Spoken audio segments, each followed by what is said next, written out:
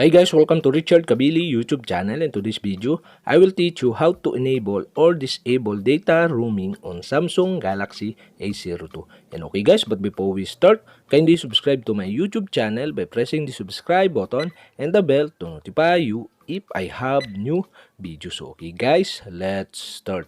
So okay guys, you only have to do is go to setting in your Samsung Galaxy A02. And okay guys, here in settings, okay, go to connection, okay, tap or click the connections. And okay guys, here in connections, okay, you can see the mobile network. Okay, go to mobile network.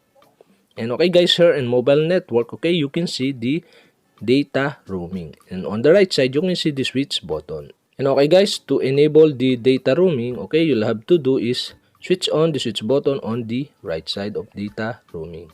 And okay guys, okay, we have successfully enabled the data roaming. And okay guys, to disable again, okay, you'll have to do is switch off the switch button on the right side of the data roaming.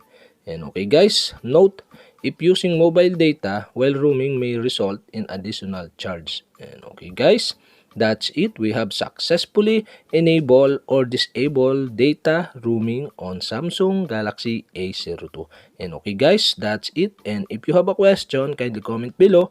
And don't forget to hit the subscribe button and the bell to notify you if I have new videos. Okay guys, thank you for watching.